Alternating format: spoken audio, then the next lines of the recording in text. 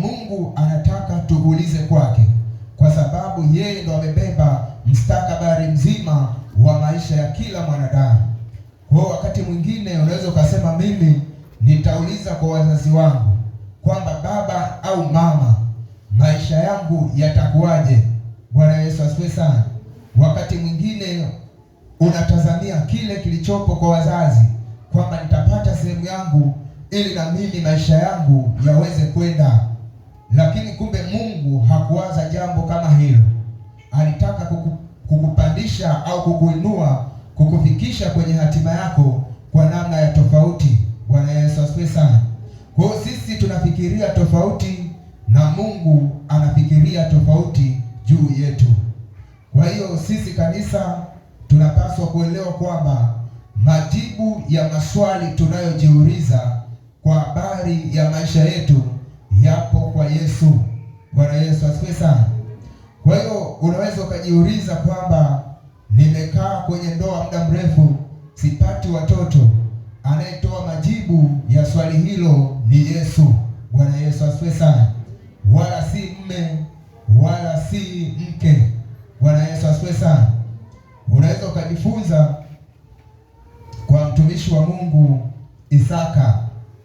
Wakati amekaa muda mrefu bila kupata watoto, mke wake Rebeka akamfuata Isaka akamwambia, nipe watoto. Bwana Yesu asifiwe sana. Anamwambia nipe watoto. Isaka akajua kwamba kama watoto hawaji kwa jitihada za kibinadamu, basi yupo anayeweza kutoa watoto. Bwana Yesu asifiwe sana. Kwa hiyo Isaka alianza kuomba kwa habari ya mke wake kuzaa. Baada ya Isaka kuomba, Mungu akamkumbuka Rebeka, akampa uzao. Bwana Yesu asifiwe sana. Yeye Rebeka akamwambia Isaka, nipe watoto. Isaka akajua watoto wanatoka kwa Mungu, akamuuliza Mungu kwa habari ya uzao wake, hatimaye Mungu akamjibu. Bwana Yesu asifiwe sana. Kwa hiyo wewe unapopitia changamoto ngumu, maswali yako unamuuliza nani? Niliuliza swali hili hata jana kwamba wewe mambo yako yanapokuya magumu, swali unamuuliza nani? Au mtu gani unayemwambia? Bwana Yesu asifiwe sana.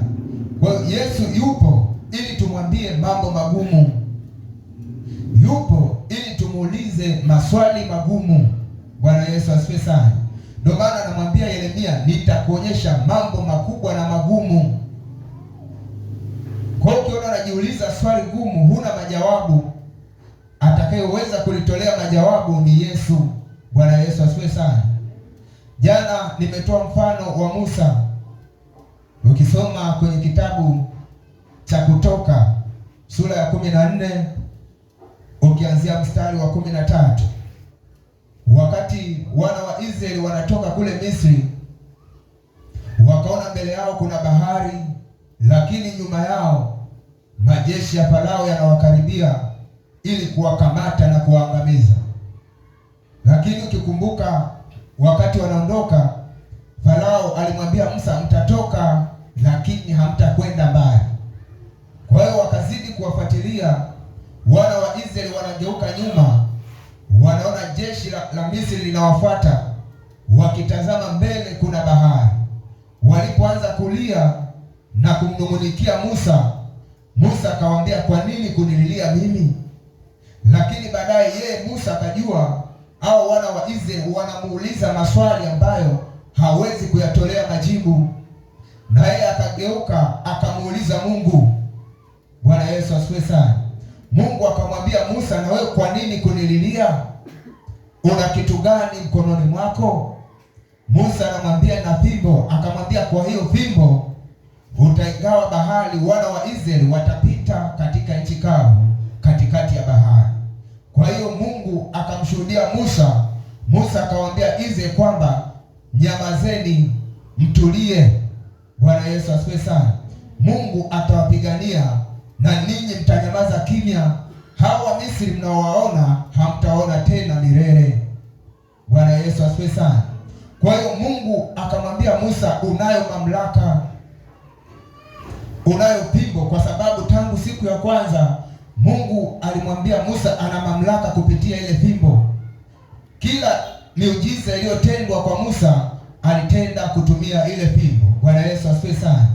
Kwa Mungu aliweka mamlaka ndani ya Musa, akamwambia Musa, unayo mamlaka, huna haja ya kunililia, fanya jambo hili hapa. Lakini kwa nini Mungu anampa Musa maelekezo? Musa amegeuza uso wake, amemlilia Bwana. Mungu akampa maelekezo ni jambo gani la kufanya. Bwana Yesu asifiwe sana. Wewe unapokuwa kwenye changamoto zako, ni nani unayemlilia na kumpazia sauti? Bwana Yesu asifiwe sana. Kwa hiyo inawezekana kwenye changamoto, wakati mwingine unakaa muda mrefu kwa sababu changamoto zako umezipeleka mahali ambapo hapastahili, au umezipeleka mahali ambapo hapafai. Bwana Yesu asifiwe sana. Kumbe Mungu anataka tunapopitia changamoto kubwa tupaze sauti, tuliitie jina lake ili aweze kutusaidia kama vile alivyowasaidia wana wa Israeli. Bwana Yesu asifiwe sana. Kwa hiyo unaona, wana wa Israeli walipoona jeshi kwa mara ya kwanza, walianza kumlalamikia Musa, walianza kunung'unika kwamba Musa, hayo mambo ndio tuliokuambia kwamba tuache tuwatumikie wa Misri kuliko kutuondoa na kuja kutuacha tufie hapa jangwani. Je, ni kwa sababu hayakuwepo makaburi kule Misri tukazika? Unataka tuangamizwe na Wamisri hapa jangwani? Sio sababu tuliokuambia utuache kule tuwe watumishi au tuwe watumwa wa Farao. Bwana Yesu asifiwe sana. Lakini Mungu aliwatoa kwa kusudi kwamba ninyi hamfai kuwa watumwa. Walipopatwa na ile changamoto, wakajihesabia kwamba wanaangamia. Hawakuhesabu ukuu wa Mungu aliotenda wakiwa katika nchi ya Misri. Hawakuhesabu yale mapigo 10 ambayo Mungu alimpiga Farao. Wakasahau uwezo wa Mungu alioonyesha mbele ya macho yao. Wakaonyesha huzuni kubwa, wakaonyesha masikitiko na mafadhaiko kwamba sisi leo ndio mwisho wetu. Hawakukumbuka kwamba Mungu kama alivyompiga kwa mapigo 10, hata mahali hapa unaweza kumpiga tena. Hawakuwaza hayo mambo, wakaanza kunung'unika, wakaona mauti mbele yao, wakaona kifo mbele yao. Lakini Mungu anapowatazama, aliutazama ushindi upo mbele yao, alitazama kuishi tena mbele yao. Lakini kwa sababu mambo hayo yalipichika machoni pao, wakawa wanaona tunakufa, tunaangamia. Musa, kwa nini umetuleta tufie hapa jangwani? Wakumbuke siku wanaondoka kule Misri, waliondoka kwa furaha, waliondoka kwa mipigo, waliondoka kwa migeregere. Bwana Yesu asifiwe sana. Waliondoka kwamba tumetoka kwenye utumwa wa kufanyishwa kazi ngumu bila malipo. Walipokutwa na adha ile, wakamsahau Mungu tena. Bwana Yesu asifiwe sana. Imekuwa ni changamoto pia kwa kanisa la leo. Tunapokuwa tunapita katika changamoto, mtu anasahau wema wa Mungu, anazisahau ahadi za Mungu, anausahau ukuu wa Mungu kwa sababu amepita katika changamoto fulani, anakata tamaa, anaona hakuna kufanikiwa tena, anaona hatapita tena, anaona hatafanikiwa. Hiyo changamoto yamkini itamwangamiza. Bwana Yesu asifiwe sana. Kiukweli, tunapoyakumbuka makuu ya Mungu, tunapopita katika mapito magumu, Mungu anajitwalia utukufu, wala Mungu hawezi kutuacha wakati wowote. Bwana Yesu asifiwe sana. Wana wa Israeli, hiyo bahari ukisoma vizuri maandiko, haikugawanyika kwa dakika moja. Bwana Yesu asifiwe sana.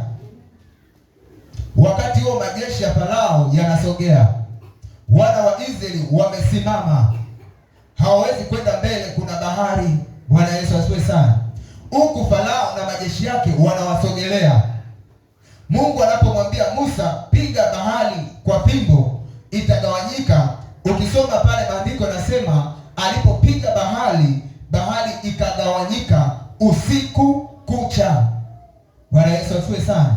Upepo uliguma usiku kucha. Maana yake kama ilikuwa ni jioni, ilifika mpaka asubuhi, ndipo bahari ikagawanyika, nafasi ikaonekana. Bwana Yesu asifiwe sana. Maana yake ni nini? Ni kwamba unapopita kwenye changamoto, unapoanza kuomba, usitegemee kwamba kila jambo, kila changamoto unayoiombea utajibiwa hapo hapo. Kuna mengine yanakupasa usubiri. Bwana Yesu asifiwe sana. Wana wa Israeli ilipopigwa bahari haikugawanyika kwa dakika moja. Upepo ulivuma juu ya bahari usiku kucha. Bwana Yesu asifiwe sana. Kwa hiyo unapoanza kuomba, kupeleka hoja zako kwa Mungu, kuuliza maswali yako kwa Mungu, anapochelewa kujibu, usitoke kwenye nafasi yako. Bwana Yesu asifiwe sana. Yeye ameshakusikia, atakujibu kwa majira na wakati. Hajawahi kuchelewa Mungu, wala hajawahi kuwahi. Yeye hachelewi wala hawahi, anajibu kwa majira, anajibu kwa wakati. Bwana Yesu asifiwe sana. Kwa hiyo watu wengi wanakuwa wanakata tamaa, wanaona kana kwamba majibu yao yanachelewa. Ingalikuwa wana wa Israeli wasingesubiri wakati bahari inagawanyika, pengine wengine wangeanza kukimbia na kujitosa baharini, kusema kulikoni nikakatwa na upanga, bora nifie humu majini. Bwana Yesu asifiwe sana. Lakini huko nyuma jeshi linasogea, bahari inagawanyika taratibu, haikugawanyika kwa dakika moja. Kwa hiyo katika mateso yako, katika maswali magumu, kumbuka kumuita Yesu. Bwana Yesu asifiwe sana. Haleluya, kanisa la Mungu. Kwa hiyo usilie peke yako, lia na Yesu. Usilie na wanadamu, lia na Yesu. Jana ikasema kama Mungu amekushuhudia kwamba haya mambo, mwambie mtu fulani, nenda kamwambie. Kama Mungu hajakushuhudia, peleka mbele za Mungu. Bwana Yesu asifiwe sana. Haleluya, watu wa Mungu. Yeye ni rafiki mwema, hawezi kukuwazia kwa ubaya. Nimekupa mfano kwamba rafiki wa kibinadamu anaweza kawa karibu na wewe, lakini akikaa katika siri yupo kinyume chako.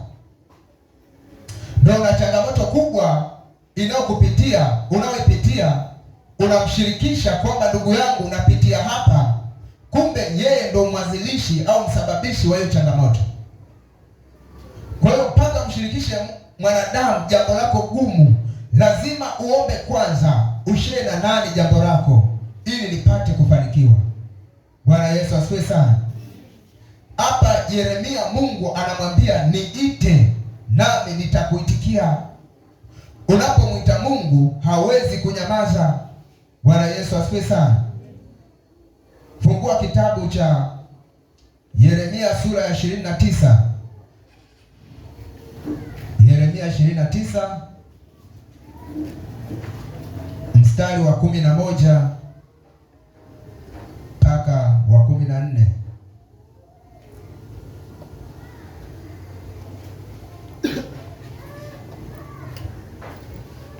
Moja anasema, maana nayajua mawazo yanayowazia ninyi, asema Bwana, ni mawazo ya amani, wala si ya mabaya, kuwapa ninyi tumaini siku zenu za mwisho. Nanyi mtaniita, mtakwenda na kuomba, nami nitasikiliza. Nanyi mtanitafuta na kuniona, mtakaponitafuta kwa moyo wenu wote. Nami nitaonekana kwenu, asema Bwana. Nami nitawarudisha watu wenu waliofungwa, nami nitawakusanya ninyi, nikiwatoa katika mataifa yote na katika mahali pote nilikowafukuza, asema Bwana. Nami nitawaleta tena hata mahali ambapo kutoka hapo naliwafanya mchukuliwe mateka. Bwana Yesu asifiwe sana. Kwa hiyo hiki ni kipindi cha miaka 70 ya Babeli, wakati wana wa Israeli wanajiuliza kwamba utumwa wetu utaisha lini, ndipo Mungu anapowatokea anawaambia kwamba mawazo anayowawazia ni mawazo ya amani, kuwapa tumaini jema siku zote za maisha yao. Bwana Yesu asifiwe sana. Anawawazia kwa wema, lakini wao wakawa wanawaza kama Mungu anawawazia kwa ubaya, hana amani nao. Bwana Yesu asifiwe sana. Anasema kwamba nanyi mtaniita, mtakwenda na kuomba, nami nitawasikia. Kwa maana anawaambia mkishatoka utumwani, mtakapoanza kuniita, mtakapoanza kutoka na kuniomba, nitawasikia, nitawasikiliza maombi yenu, kwa sababu nimeshaachilia rehema juu yenu. Hapo tena utumwani, nimewatoa mateka, na nawaambia nitawatoa na kuwarejesha mpaka pale mahali ambapo niliwafanya mchukuliwe kuwa mateka, kwa sababu hata kuchukuliwa mateka ni Mungu aliruhusu. Nanyi mtanitafuta na kuniona, mtakaponitafuta kwa moyo wenu wote, nami nitaonekana kwenu, asema Bwana. Bwana Yesu asifiwe sana. Watakapomtafuta kwa maombi, watakapomuuliza Mungu kwa maombi, Mungu atawasikiliza. Maana yake anatuambia kanisa la leo kwamba tunapotolewa kwenye utumwa wa kuonewa na shetani, tunapotolewa kwenye mateka ya mwovu ibilisi, tunapotolewa kwenye utumwa wa dhambi, tunapoanza kumuita Mungu, Mungu anatusikia. Huo ndo wakati anaotaka tumuulize maswali ambayo yanatutatiza, kwamba Mungu, katika pito hili tunafanyaje? Katika pito hili napita kwa namna gani? Kwa Mungu anataka umuulize, anataka umtafute yeye baada ya kukutoa utumwani. Bwana Yesu asifiwe sana. Tulichukuliwa mateka na dhambi, tulikuwa watumwa wa dhambi, tulikuwa watumwa wa shetani. Kwa hiyo kila mmoja unaweza kujitafakari kwamba ulikuwa unatumikishwa namna gani. Haukuwa na hata ujasiri wa kumuita Mungu, ulikuwa hata hujui. Bwana Yesu asifiwe sana. Kwa hiyo anataka kwamba unapogundua kwamba umetoka kwenye utumwa wa dhambi, uanze kumtafuta ili umuone. Bwana Yesu asifiwe sana. Uanze kumuita, uanze kumuomba ili asikilize maombi yako. Anawaambia Israeli kwamba wakati huo wataanza kumuita Mungu, ataonekana. Watamtafuta, atapatikana. Bwana Yesu asifiwe sana. Wataomba, atawasikiliza maombi yao. Watamuuliza maswali, atawajibu. Hapa anawajibu kwamba ndipo nitakapowarejesha katika nchi nilipofanya ninyi mkachukuliwa mateka. Maana yake hamtakuwa mateka tena. Juzi nikazungumza kwamba kifo cha Yesu msalabani ni kwa sababu ya kwamba sisi tusafishwe, tuwe safi, tutoke kwenye utumwa wa dhambi. Tukishatoka kwenye utumwa wa dhambi, tutakaswe, tuwe kanisa safi, tuende mbinguni. Bwana Yesu asifiwe sana. Kwa hiyo maombi ya watakatifu waliotakaswa kwa damu ya Yesu ndio Mungu anayajibu na kuyasikiliza. Kwa hiyo unaposema amebeba majibu ya maombi yetu na uzima wetu, Mungu amebeba maombi ya wacha Mungu. Bwana Yesu asifiwe sana. Upendo wa Yesu ni kwa watu ambao wamemwamini na wale ambao wanakusudiwa wamwamini. Ndio maana anasema alitupenda tungali wenye dhambi. Alitupenda wakati hatufai. Baada ya kutufanya tufae, anataka tunapopitia changamoto tumuulize yeye. Mtume Paulo anasema hata sasa tunao ujasiri wa kupaingia patakatifu. Kupaingia patakatifu maana yake tuna ujasiri wa kusogea mbele za Mungu kwa maombi moja kwa moja. Zamani ilikuwa sio kila mtu anaweza kuingia patakatifu na kuomba kwa Mungu. Ilikuwa lazima apatikane mwakilishi kuhani ndio apeleke maombi ya wanadamu kwa Mungu. Ilikuwa ni mpaka sadaka itolewe ya damu ya kondoo ndio kuhani aingie nayo patakatifu ili apeleke maombi ya wanadamu, maombi ya waumini yaende mbele za Mungu. Bwana Yesu asifiwe sana. Lakini leo si hivyo. Mungu anatuambia tunao ujasiri wa kupaingia patakatifu kwa damu yake. Ile damu aliyokuwa anabeba kuhani zamani, leo haitendi kazi tena. Tunayo damu ya Yesu ambayo tunajitakasa. Kwa hiyo tunasogea mbele za Mungu, tunapeleka hoja zetu wenyewe. Bwana Yesu asifiwe sana. Kwa hiyo uwe mwepesi wa kupeleka hoja kwa Mungu. Amekufanya rafiki ili uwe na ujasiri wa kumsogelea kama rafiki. Bwana Yesu asifiwe sana. Amekufanya rafiki ili usione haya kwenda mbele zake. Amekufanya rafiki kwa damu yake, ili kupitia hiyo damu unapoomba, anaona damu yake imekutakasa. Bwana Yesu asifiwe kanisa. Kwa hiyo chunga wewe, hoja zako unazipeleka wapi? Hata kama unazipeleka mbele za Mungu, unazipelekaje? Bwana Yesu asifiwe sana. Haleluya, watu wa Mungu. Unazipeleka kwa kunung'unika, kwa kulaumu Mungu, au unazipeleka kwa kumuuliza Mungu maswali yenye maana apate kukupa majawabu?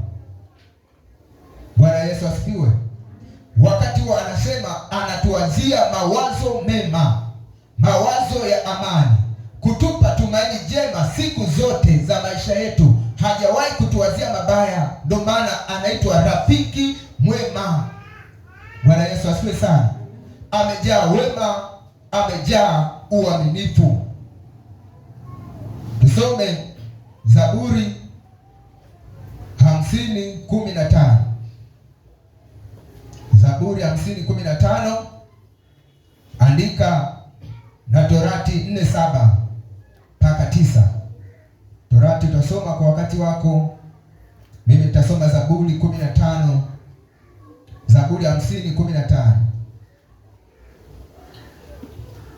Zaburi 50:15, Torati 4:7 mpaka 9 utaisoma kwa wakati wako.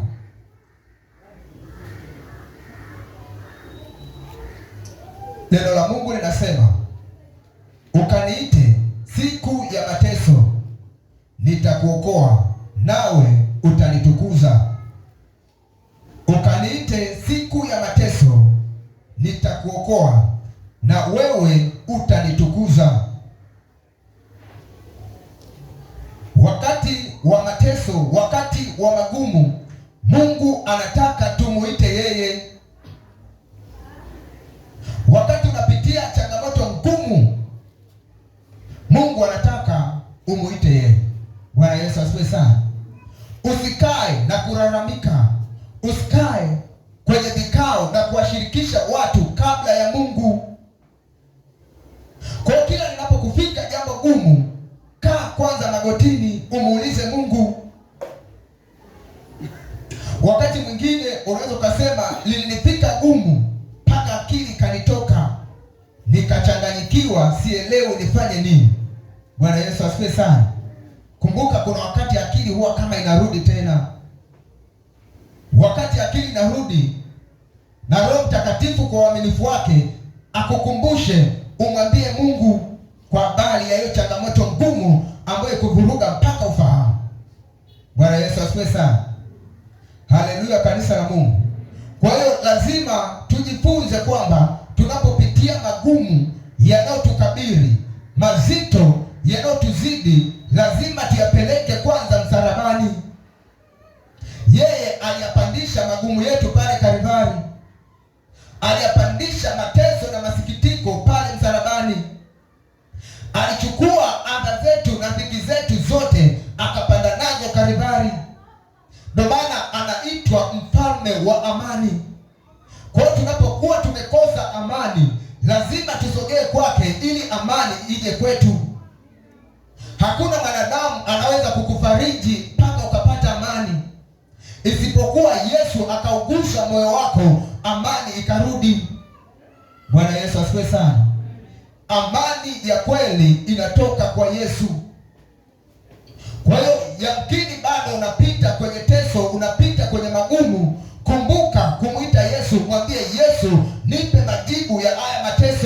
mwisho wake utakuwa lini?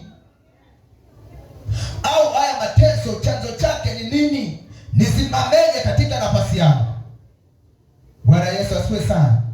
Kwa Mungu anasema utamuita siku ya mateso, naye atakuokoa na wewe utamtukuza. Kumbe anajifanya rafiki kwetu ili tumuite.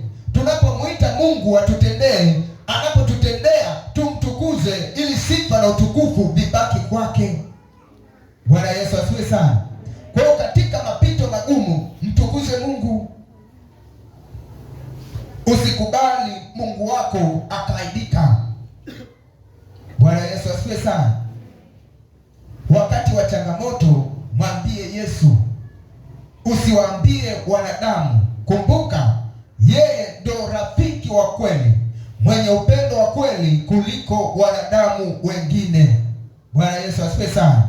Na huyu amebeba majibu sahihi ya maombi yetu, amebeba majibu sahihi ya maswali tunayojiuliza, amebeba majibu ambayo yanastahili yatufikie, yanastahili yatugushe na kutupitisha mahali tulipokuwa.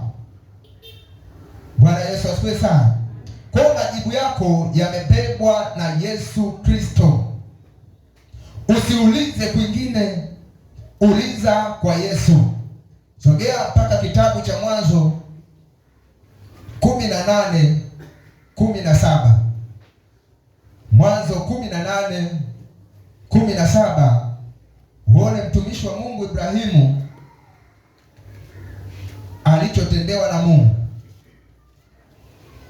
Kwa hiyo unapokaa karibu na Mungu, Mungu kwa wepesi anakupa majawabu ya maswali unayojiuliza. Kwa hiyo wakati mwingine ili upate majawabu lazima uhakikishe pia njia zako zipo sawasawa na Mungu. Lazima uzishike vizuri sheria za Mungu, kama neno la Mungu lilivyotuambia kwamba siwaiti tena watumwa bali rafiki, na anasema na ninyi mmekuwa rafiki kwa sababu mmeyashika niwaamuruyo. Hii Mwanzo 18:17, neno la Mungu linasema, Bwana akanena, je, nimfiche Ibrahimu jambo hili nilifanyalo? Nimfiche Ibrahimu jambo hili nilifanyalo? Wakati Ibrahimu malaika wamemtokea wanaenda kuangamiza Sodoma na Gomora, walimwambia Ibrahimu akawa anafikiria kwa habari ya ndugu yake Rutu aliyekuwepo kule Sodoma na familia yake.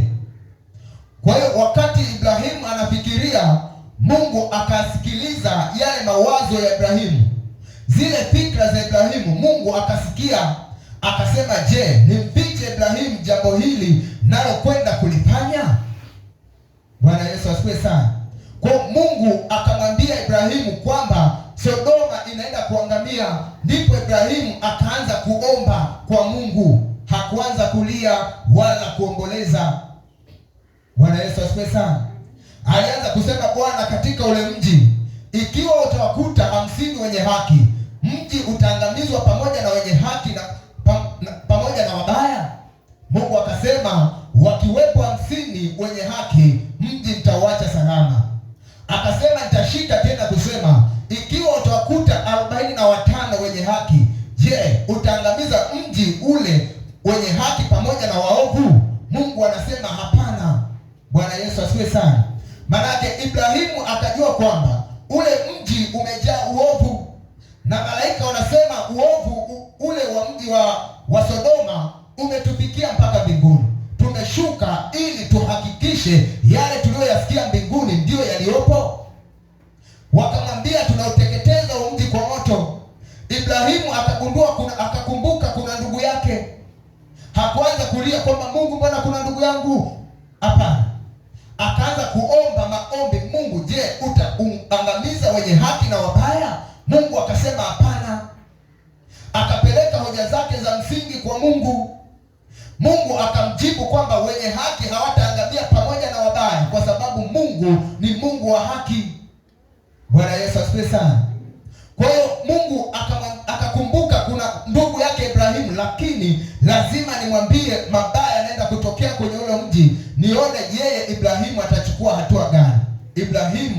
alirudi mbele za Mungu, kwa sababu Mungu ndo mwenye majawabu ya kumwokoa Rutu katika mji wa Sodoma. Akaomba kwa Mungu, Mungu akamponya ndugu yake. Bwana Yesu asifiwe sana. Kwa hiyo hatua zetu za maisha, ili tuweze kufika, lazima tuombe kwa Mungu. Mabaya yanapotukabili, ili tuweze kutoka, lazima majawabu yatoke kwa Mungu. Bwana Yesu asifiwe sana. Kwa hiyo usiumize akili bila kumshirikisha Mungu. Usiumize akili, usitumie muda mwingi kufikiri mpaka kichwa kikapasuka bila kumshirikisha Mungu. Muhusishe Mungu kwa kila hatua. Muhusishe Mungu kwa kila jambo. Haja zako zote zijulikane na Mungu. Bwana Yesu asifiwe sana. Haleluya, watu wa Mungu. Katika Wafilipi 4:4 anasema, furahini siku zote katika Bwana. Tena anasema furahini, upole wenu ujulikane na watu wote. Lakini anatuambia kwamba sisi katika kila jambo tunalolifanya, tulifanye kwa Bwana. Tulianze kwa maombi. Bwana Yesu asifiwe sana. Tulifanye hilo jambo kwa maombi. Tulifanye hilo jambo katika Bwana. Tunapoanza, tuanze kwa Bwana. Anasema haja zetu zijulikane na Mungu. Bwana Yesu asifiwe sana.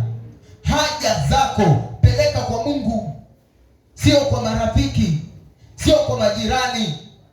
Shida ipo kwenye ndoa, peleka kwa Mungu. Bwana Yesu asifiwe sana.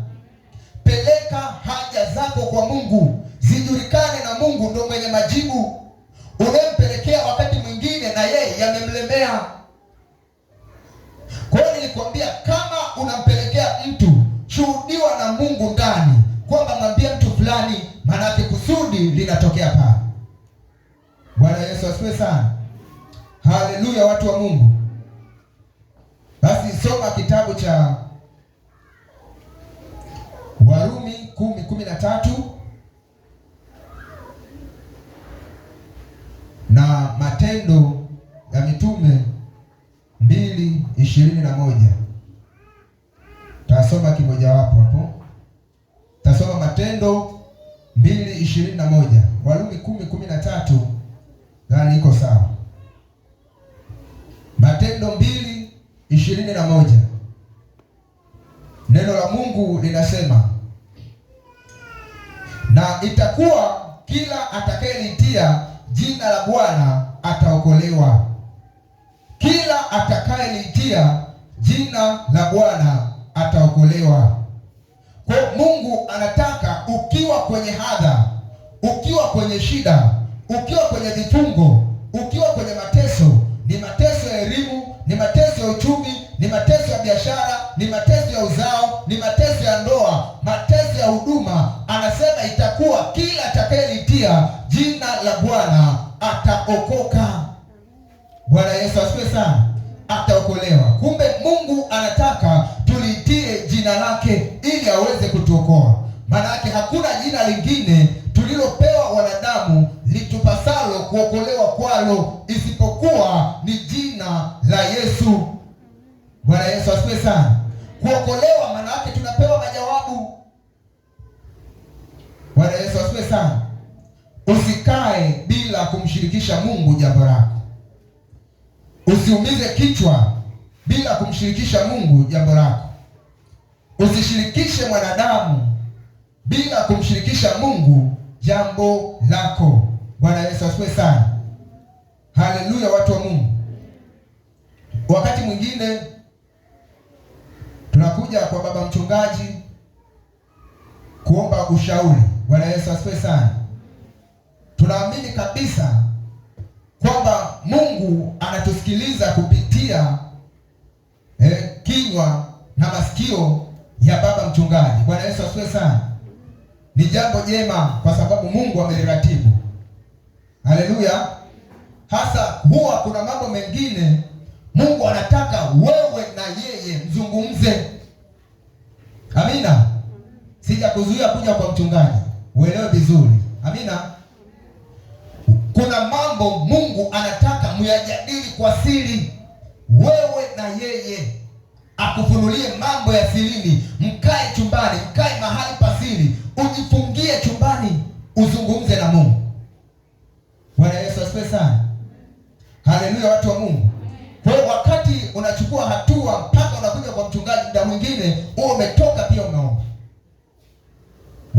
asifiwe sana.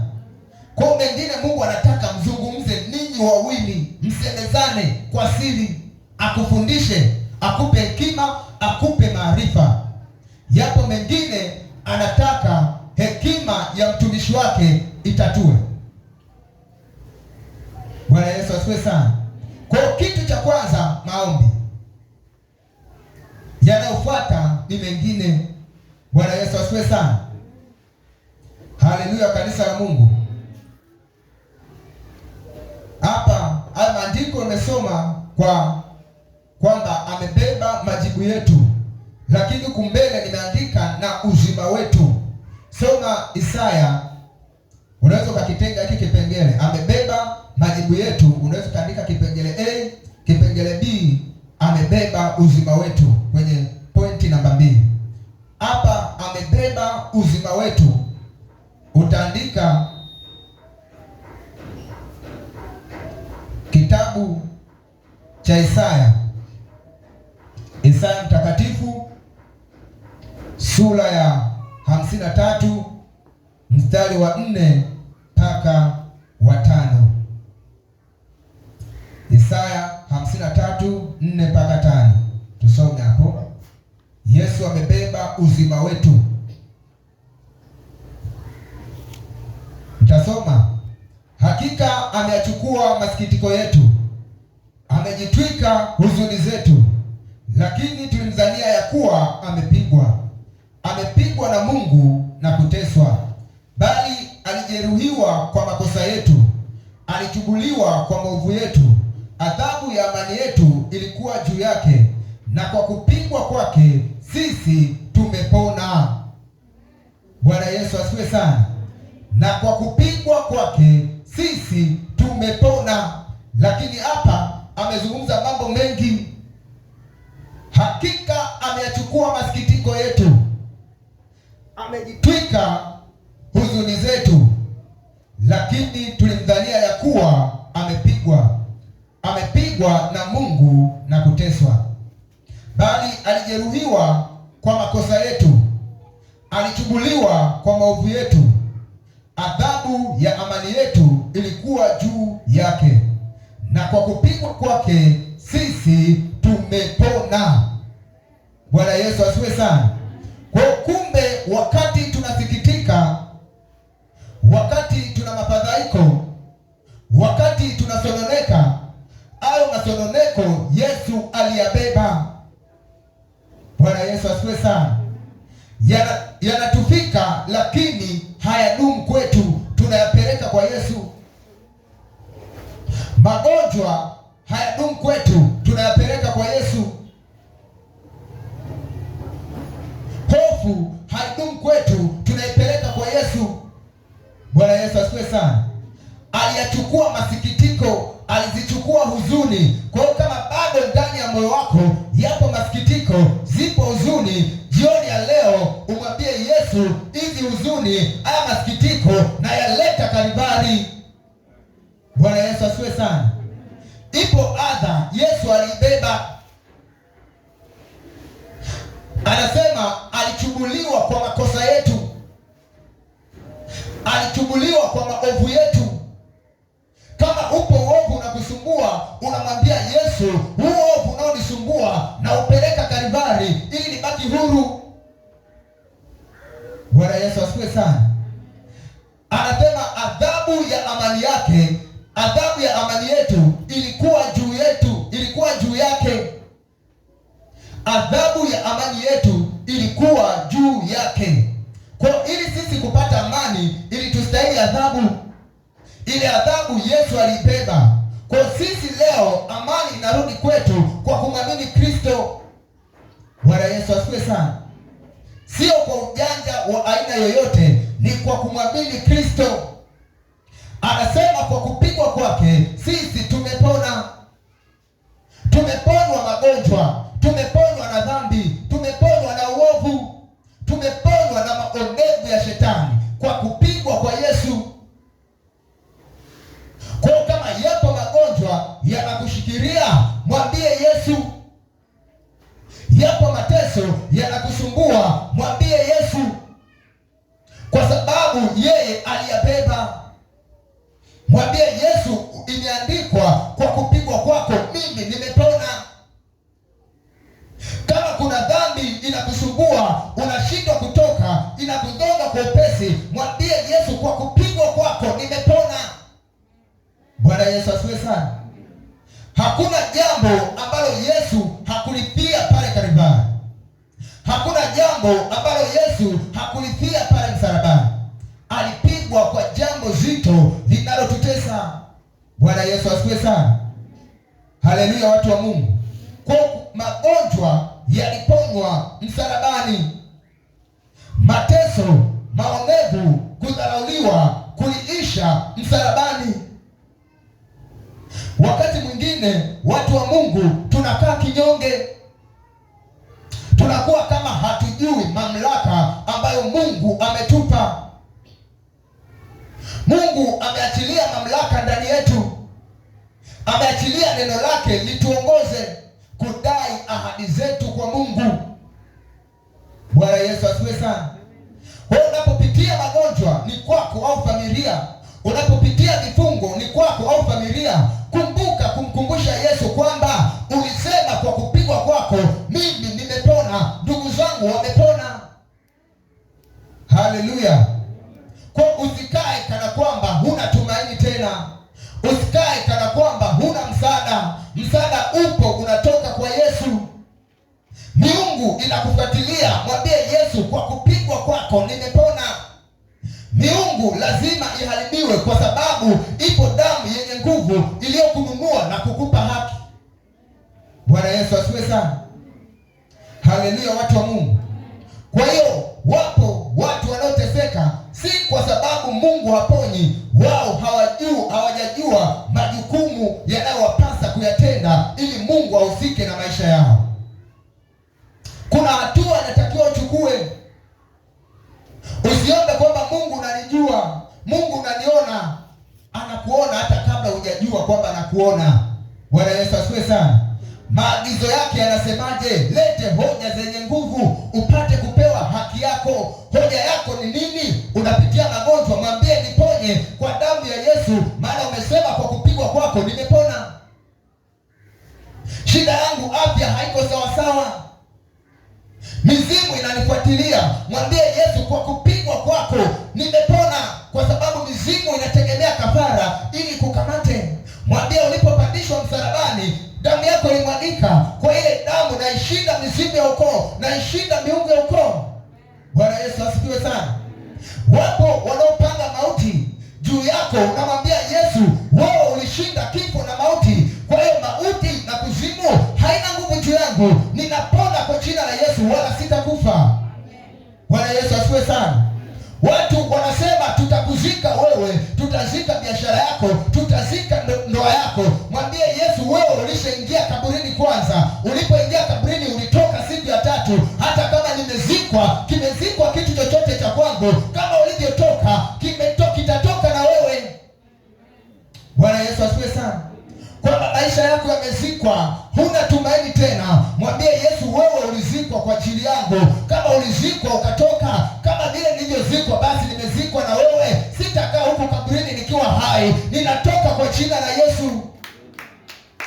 Bwana Yesu asifiwe sana. Maisha ya watu yanazikwa wakiwa hai. Mnatembea na mtu alishazikwa miaka mingi. Unafanya biashara yako ilishazikwa miaka mingi. Unatembea na elimu yako ilishazikwa miaka mingi. Ndoa yako ilishazikwa miaka mingi. Maanake kama imezikwa, ukigundua kitu hicho, utaona mambo hayaendi vizuri. Ujue kuna watu wameifukia, kuna watu wameizika. Afya yako haisimami wakati wowote, unakuwa mtu wa kuumauma. Ujue hii afya ni kama imezikwa. Mwambie Yesu leo, kama imezikwa, utafufuka nayo tena kwa jina la Yesu. Mwambie Yesu, afya yangu kama imezikwa, na wewe umezikwa huko, maanake haitabaki. Bwana Yesu asifiwe sana. Waliokuwa wameshikilia kule, maanake Yesu anashuka, anatoa afya yako kule makaburini, anatoa ndoa yako makaburini, anatoa elimu yako makaburini, anaipandisha juu. Wale walioshikilia wanapigwa. Bwana Yesu asifiwe sana. Hakuna kitu ambacho Yesu hakukifia pale Kalvari. Wakati mwingine tunakuwa na mashaka, tunakosa hoja za msingi za kumkumbusha Yesu. Haleluya, kanisa la Mungu. Mkumbushe Yesu amebeba majawabu, amebeba uzima wa kila kitu ulicho nacho, amebeba uzima hata huduma yako. Bwana Yesu asifiwe sana. Soma kitabu cha Matendo ya Mitume 5:16. Matendo 5.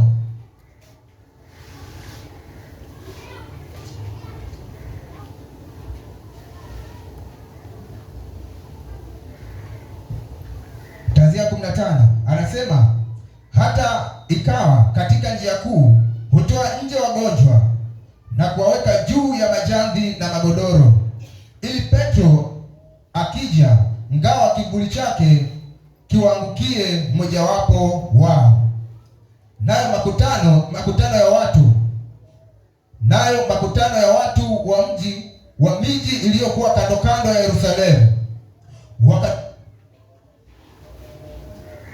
wakakutanika wakileta wagonjwa wao, nao walioudhiwa na pepo wachafu, nao wote wakaponywa.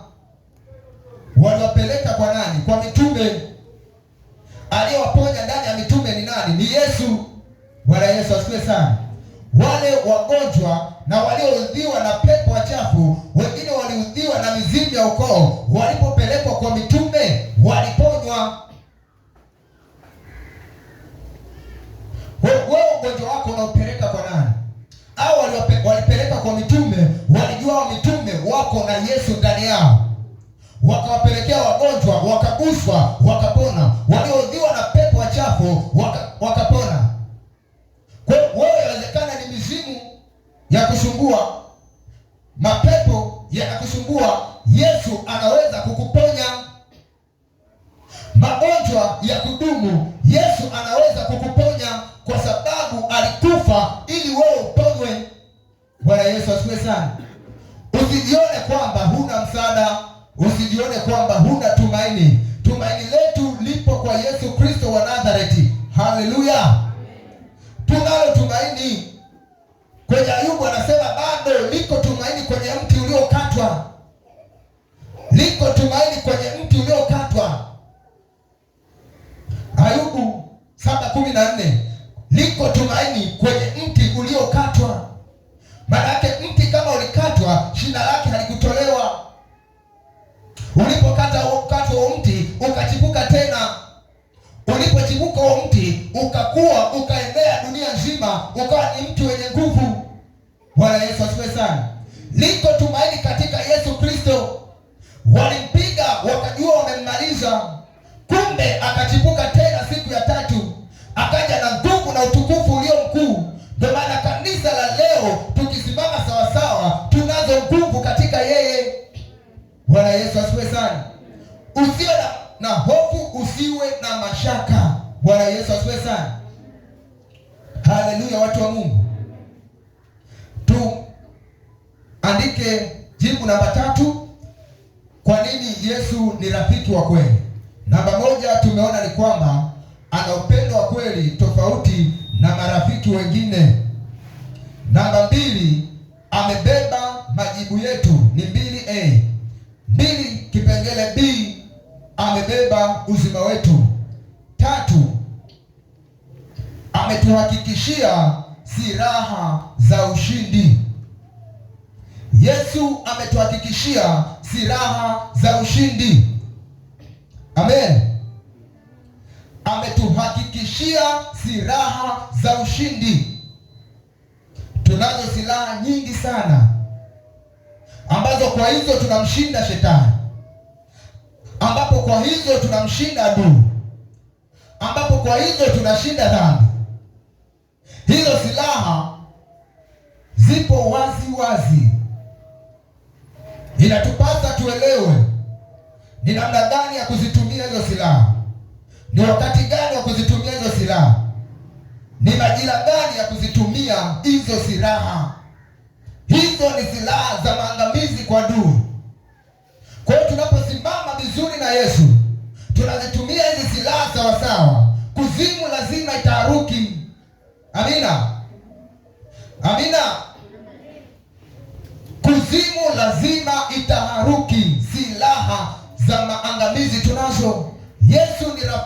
kweli, kwa sababu wametuhakikishia silaha za ushindi, kwa sababu walijua yupo adui ana nguvu. Bila hizo silaha hatutamweza. Bwana Yesu asifiwe sana. Hatutamweza. Akatupa silaha zenye nguvu za kuweza kumpiga adui, za kuweza kumwangusha adui, za kuweza kumseta shetani na majeshi yake yote. Haleluya. Anatuambia neno la Mungu ni kama upanga, ule upanga mkali kuliko upanga wao wote ukatao kuwili. Bwana Yesu asifiwe sana. Kwenye Yeremia anatuambia wewe ulungu langu na silaha zangu za vita. Kumbe Mungu anapokufanya kuwa rafiki yake, anakufanya kwanza kuwa silaha ya kwanza ya kumpiga shetani. Bwana Yesu asifiwe sana. Wewe unapokuwa umejaa neno la Mungu, umejaa maarifa ya Mungu, umejaa roho wa Mungu, unakuwa ni silaha ya maangamizi kwa shetani. Bwana Yesu asifiwe sana. Ndio anatuambia wewe urungu langu na silaha zangu za vita, kwa wewe nitaponda ponda, kwa wewe nitavunja vunja, kwa wewe nitaangamiza. Anaangamiza nini? Maadui. Bwana Yesu asifiwe sana. Haleluya, watu wa Mungu. Kwa hiyo usoma kitabu cha Ufunuo 19:11. Ufunuo 19:11. Hiyo 11 mpaka 16. Tutasoma tena Ufunuo 12:7 mpaka 17. Kwa wakati wako utasoma Danieli 10:13 mpaka 21. 10:13 utaruka utasoma 21. Yuda 1:9. Yuda 1:9. Tuanze Ufunuo 19:11 mpaka 16. Neno la Mungu linasema, kisha nikaziona mbingu zimefunuka, na tazama farasi mweupe, na yeye aliyempanda aitwaye mwaminifu na wa kweli, anamtaja Yesu, naye kwa haki atahukumu na kufanya vita. Yeye mwenyewe ni Bwana wa vita. Bwana Yesu asifiwe sana. Kwa hiyo yeye mwenyewe ni silaha yetu namba moja. Kwa hiyo Yesu ndio silaha ya maangamizi namba moja. Yeye atahukumu na kufanya vita. Anasema na macho yake yalikuwa kama mwali wa moto, watesi wanaokimbia uso wa Bwana kwa sababu ni moto kwao, na juu ya kichwa chake vilemba vingi, naye ana jina lililoandikwa asilolijua mtu ila yeye mwenyewe, naye amevikwa vazi lililochongwa kwa damu, katika damu, na jina lake aitwa Neno la Mungu. Neno la Mungu ni silaha nyingine. Na majeshi yaliyo mbinguni wakamfuata, wamepanda farasi weupe na kuvikwa kitani nzuri nyeupe safi. Maanake yapo majeshi mbinguni yanayopigana vita pamoja na sisi, hatupigani peke yetu. Amina. Anasema na upanga mkali utokao kinywani mwake, ili awapige mataifa kwa huo. Upanga mkali ni neno la Mungu ambalo tunalitumia kukata falme za giza. Naye atawachunga kwa fimbo ya chuma, naye atakanyaga shinikizo la mbinyo ya ghadhabu ya hasira ya Mungu Mwenyezi. Naye ana jina limeandikwa katika vazi lake na paja lake, mfalme wa wafalme na Bwana wa mabwana. Turudi tusome Ufunuo 12:7 mpaka 17. Ufunuo 12:7 mpaka 17. Tujue kwamba tunaposema kuna vita, hiyo vita haijaanzia hapa duniani, ilianzia kule mbinguni.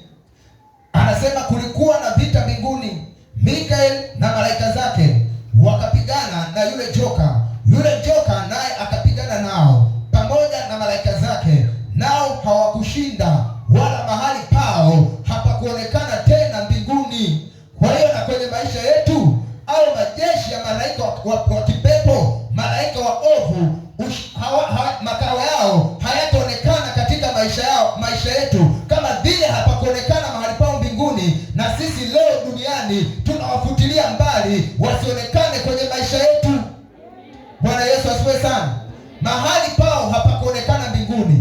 Na sisi leo lazima tukasirike rohoni kwamba kama mlifukuzwa mbinguni mkafanya vita mbinguni, na leo mmekuja kufanya vita na sisi leo tunawafukuza, mahali penu hapaonekani tena kwa jina la Yesu. Amina. Nao hawakushinda wala mahali pao hapakuonekana tena mbinguni. Hata sisi hawatatushinda. Sema, hata mimi hawatanishinda. Hata mimi hawatanishinda, wala mahali pao hapataonekana tena.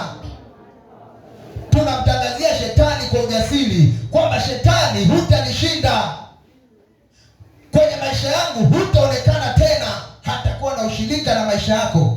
Yule nyoka akatupwa, yule mkubwa nyoka wa zamani aitwaye Ibilisi na Shetani, audanganyaye ulimwengu wote, akatupwa mpaka hata nchi na malaika zake wakatupwa pamoja naye. Malaika wametupwa wafanye vita na sisi. Kwa jina la Yesu hawatatuweza. Tumepewa ushindi na silaha za maangamizi. Bwana Yesu asifiwe sana. Nikasikia sauti kuu mbinguni ikisema, sasa kumekuwa wokovu na nguvu na ufalme wa Mungu wetu na mamlaka ya Kristo wake, kwa maana ametupa chini mshtaki wa ndugu zetu, yeye awashtakie mbele za Mungu watu mchana na usiku. Maana yake kumekuwa na nguvu, kumekuwa na ufalme na mamlaka ya Kristo. Alikotupa shetani, ufalme wa Mungu umeshuka. Alikotupa shetani, mamlaka ya Mungu imeshuka. Ametupa duniani, ufalme wa Mungu upo, nguvu za Mungu zipo, uwezo wa Mungu upo. Kwa hiyo sisi hatuogopi. Hata kama ametupa kwenye maisha yetu shetani, hatumwogopi kwa sababu ufalme wa Mungu upo, nguvu za Mungu zipo. Ametupa chini, lakini anasema kumekuwa na ufalme, kumekuwa na wokovu, kumekuwa na nguvu. Bwana Yesu asifiwe sana. Yapo chini hapa, yapo kwenye anga, lakini ufalme wa Mungu upo, hayawezi kutushinda. Walijaribu kwenye anga la Uajemi wakati Danieli yupo kwenye maombi, lakini malaika yule Gabrieli akasema, amekuja mkuu wa watu wako yule Mikaeli, amepiga wakuu wa anga. Bwana Yesu asifiwe sana. Yametupa huku, lakini ufalme wa Mungu tunao, nguvu za Mungu tunazo, wokovu wa Mungu upo. Kwa hiyo usitishike, usiogope, kwa sababu shetani ananguruma kama simba, lakini sio simba. Katikati yetu yupo simba wa kabila la Yuda. Usiogope kwa jina la Yesu. Haleluya. Kwa hiyo anashtaki mchana na usiku. Tunayo damu ya mwana kondoo inayonena mema juu yetu, wala hata tushinda. Hapa anasema kwamba nao wakamshinda kwa damu ya mwana kondoo na kwa neno la ushuhuda wao, ambao hawakupenda maisha yao hata kufa. Waambie shetani, hata leo na siyapendi maisha yangu, nipo tayari kufa kwa ajili ya Kristo. Kwa hiyo shetani hata kuweza. Ipo damu ya mwana kondoo inayotupa kushinda, na zaidi ya kushinda lipo neno la Mungu, lipo neno la uzima linalotupa nguvu ya kumpiga shetani. Haleluya. Yesu ametuhakikishia silaha za ushindi. Kwa hiyo shetani tunamshinda kwa damu ya mwana kondoo. Hata kama amekalia maisha yako, mwambie leo na kushinda kwa damu ya mwana kondoo. Hata kama amekalia elimu yako, mwambie leo na kushinda kwa damu ya mwana kondoo. Hata kama amekalia afya yako, mwambie leo na kushinda kwa damu ya mwana kondoo. Hata kama amefukia maisha yako, mizimu imeazika makaburini, wamefanya na matambiko, waambie mizimu ya ukoo, leo na washinda kwa damu ya Yesu Kristo wa Nazareth. Haleluya. Kwa hatuna haja ya kuogopa. Yesu Kristo ametuhakikishia silaha za ushindi. Kwa silaha ya damu ya Yesu na kwa silaha ya neno la Mungu tunamshinda shetani. Anayepigana ni Yesu mwenyewe. Tunazo silaha nyingi za kumwangamiza. Tukisimama kwenye Hosea anasema, Bwana atatuma radi na moto kutoka mbinguni. Hizo radi na moto zitapiga kwenye madhabahu zao, zitapiga kwenye vilime vyao, zitapiga kwenye kazi zao. Wataharibikiwa kwa jina la Yesu. Hatutakuogopa joka, hatutakuogopa shetani. Tunao ushindi upande wetu. Tunao Yesu Kristo anayetushindia usiku na mchana. Haleluya. Usiogope kanisa. Yupo Yesu mwaminifu. Hizo silaha tunazitumia tumekuja jioni ya leo ili tumwangamize shetani. Bwana Yesu asifiwe sana. Shetani hakumwelewa Mungu. Hapa ukiendelea kusoma utaangalia alivyotaka kumuudhi yule mwanamke. Alipoona kwamba ameshindwa, akasema naenda kumpiga yule mwanamke aliyemzaa mtoto wa kiume, ili akamkamate yule Mariamu aliyemzaa Yesu. Mariamu wakati anakimbia, uwezo wa Mungu kawa upo juu yake. Biblia inasema Bwana akampa mbawa, akapaa mpaka jangwani akajifiche, lakini shetani akamfuatilia, akatema mto ukapita juu ya ardhi ili uweze kummeza yule mwanamke. Haleluya!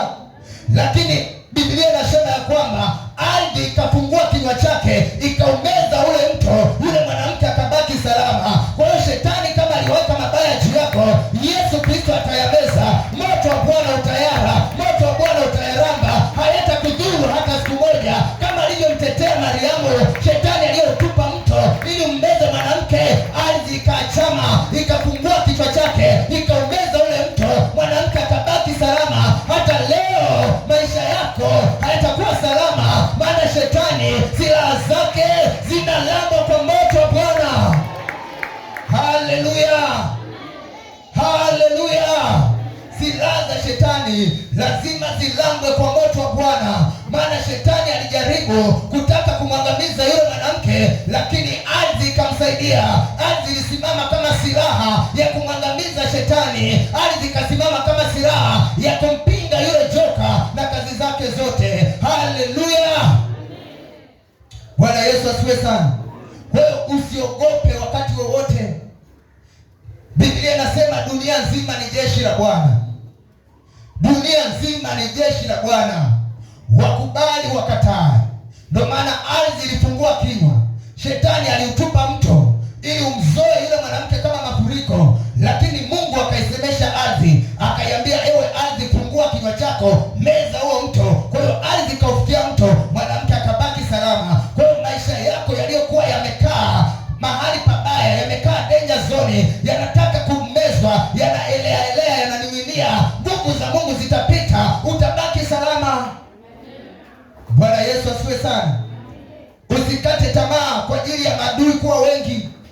Hata kama wametangaza mabaya kupita kiasi, waambie yupo Kristo Yesu anayenipa nguvu za kushinda hii vita, aliyenipa silaha za ushindi. Ametupa neno lake, ametupa damu yake. Yupo majeshi ya malaika, ametuagizia majeshi ya malaika wanaopigana na sisi usiku na mchana. Unapoamka usiku, mama omba. Unapoamka usiku, baba omba. Unapoamka usiku, binti omba. Unapoamka usiku, kijana omba. Omba kwa neno la Mungu, haribu falme za giza kwa jina la Yesu.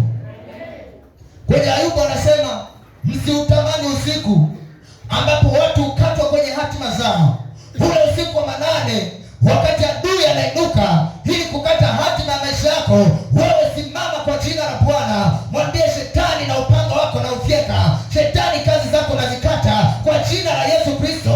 Hatima yangu haitakatwa, hatima yangu haitazuiliwa. Nitafika alipokusudia Mungu aliyeniumba. Haleluya, Bwana Yesu asifiwe sana.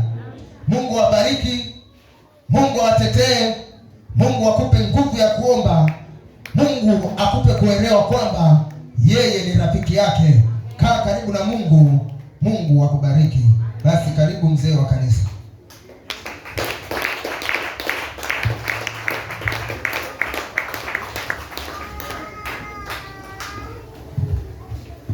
Bwana asifiwe. Bwana asifiwe. Piga Bwana makofi mengi. Ongeza makofi. Ongeza makofi ya shangwe.